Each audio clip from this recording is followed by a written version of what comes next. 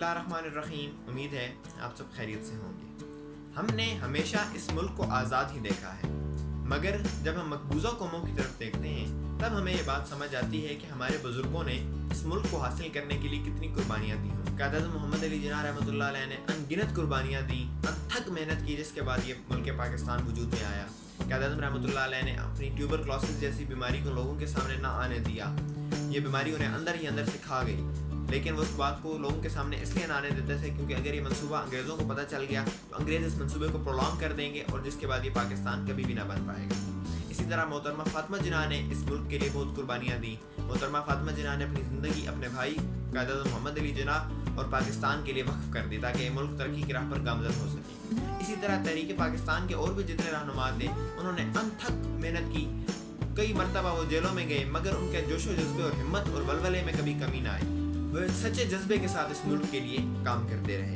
ہمارے بزرگوں نے اس ملک پاکستان کے لیے بہت محنتیں کی، ان سے مراعات واپس لی گئیں، ان پر ہندوؤں اور انگریزوں نے بہت سے مظالم کیے، ان کی نوکریاں ختم ہو گئیں، آگ و خون کے دریا بہائے گئے، لاکھوں مرد و زن کو قتل و غارت کا نشانہ بنایا گیا، مگر ہمارے بزرگوں کے جوش و جذبے میں کبھی کمی نہ آئی. انہوں نے کبھی یہ نہ سوچا کہ پاکستان نہ بنے. وہ ہمیشہ پاکستان کے لیے جدوجہد کرتے رہے اور پاکستان کے ساتھ رہے.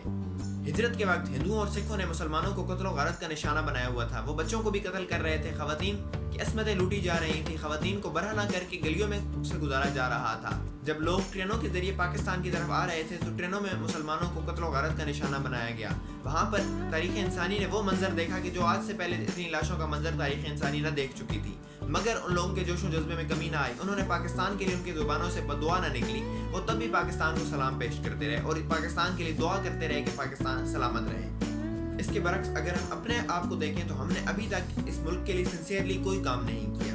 ہم اس ملک کی ترقی کے لیے اپنے وسائل کو ابھی تک بروئے کار نہ لا سکے. اگر ہم اس وقت اس ملک کی حالت کو دیکھیں تو یوں لگتا ہے کہ ملک 75 سال بعد بھی ترقی کی راہ پر گامزن نہیں ہوا بلکہ 75 سال پیچھے ہی جا رہا ہے. ابھی تک اس ملک کو کوئی ایسا سنسیئر لیڈر نہیں ملا جو اس ملک کو ترقی کی راہ پر گامزن کر سکے.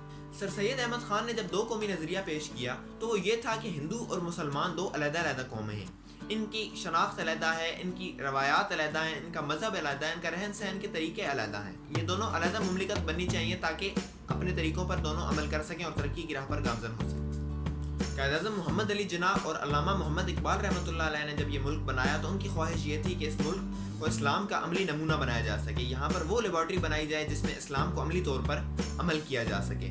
مگر اگر ہم اس وقت دیکھیں تو یہاں پر ایسی چیزیں بالکل بھی نہیں نظر آتی. یہ ملک اس لیے بنایا گیا تھا تاکہ ہم اپنی اقدار کو فروغ دیں، مگر ہم نے ابھی تک اپنی اقدار کو صحیح معنوں میں فروغ نہیں دیا.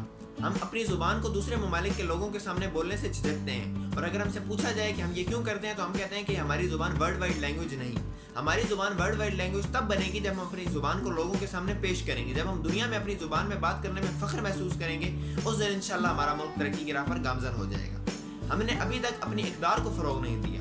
ہم مغربی ممالک کی اقدار کو تو کاپی کر لیتے ہیں مگر اپنی اقدار کو ہم تک نہیں پہنچاتے. ہم سمجھتے ہیں کہ ہماری اقدار اگر ہم پہنچائیں گے تو دنیا ہمارا مذاق اڑائے گی.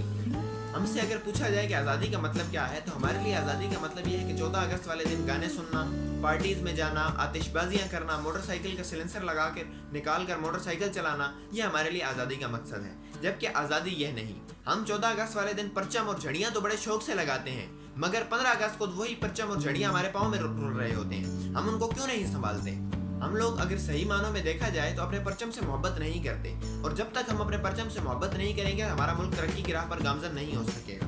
پرچم سے محبت کی ایک مثال ارطغرل ڈرامہ ہے. ارطغرل ڈرامے میں جس طرح ہم دیکھتے ہیں کہ وہ اپنے پرچم سے کس طرح محبت کا اظہار کرتے ہیں. وہ لوگ اپنے قبیلہ، بے شک ایک چھوٹا سا قبیلہ ہے مگر وہ اس پر فخر محسوس کرتے ہیں، وہ اپنے پرچم پر فخر محسوس کرتے ہیں، اور اسی فخر محسوس کرنے اور اب اسی عزم و ہمت کے نتیجے میں وہ اتنی بڑی کامیابیاں حاصل کرتے ہیں. ہمارا ملک بھی تبھی ترقی کی راہ پر گامزن ہو سکے گا جب ہم اپنے پرچم سے محبت کریں گے. ہمیں اپنے وطن کو لوگوں کے سامنے شو کرنے میں فخر محسوس ہوگا. ہم اپنی اقدار کو فخر کے ساتھ لوگوں کے سامنے پیش کریں گے تو انشاءاللہ اس دن ہم ترقی کی راہ پر گامزن ہو جائیں گے. یوم آزادی کا مطلب یہ نہیں کہ ہم باجے بجائیں، موٹر سائیکلز کے سلنسرز نکال کر موٹر سائیکل چلائیں، آتش بازیاں کریں، بلکہ یوم آزادی کا مطلب یہ ہے کہ ہم ایسے سیمینارز منعقد کرائیں جس میں ہمیں اپنی تاریخ سے روشناس کرایا جائے، جس میں بتایا جائے کہ ہمارے بزرگوں نے کیا کیا قربانی دی جس کے بعد یہ وطن بنا. جب ہمارے نوجوانوں کو ان چیزوں کے ساتھ آگاہی ملے گی تبھی وہ جا کر اپنے ملک کے ساتھ سنسیئر ہوں گے اور سنسیئرلی اپنے ملک کے ساتھ کام کریں گے. اس وقت اگر ہم دیکھیں تو 75 سال کے بعد بھی قائد اعظم رحمۃ اللہ علیہ کے بعد ہمیں ابھی تک کوئی سنسیئر لیڈر نہیں مل سکا جو اس ملک کو ترقی کی راہ پر گامزن کرے. تو اب ہمیں چاہیے کہ ہم خود ہی قائد اعظم جتنی محنت کریں جس طرح انہوں نے محنت کی اس ملک کو بنانے کے لیے. ہم سب مل کر اس ملک کو ترقی کی راہ پر گامزن کرنے کے لیے اسی طرح کی محنت کریں. جب تک ہم سب مل کر یہ محنت نہیں کریں گے یہ ملک ترقی کی راہ پر گامزن نہیں ہو سکتا. اللہ رب العزت سے دعا ہے کہ وہ جلد از جلد اس ملک کو ترقی کی راہ پر گامزن کرے اور یہ ملک اسلامی دنیا میں اپنا نام کمائے. امید ہے آپ کو میری یہ ویڈیو پسند آئی ہوگی. اس کو لائک، سبسکرائب اور شیئر ضرور کریں. انشاءاللہ ملتے ہیں آپ سے نیکسٹ ویڈیو میں. تب تک کے لیے اللہ حافظ.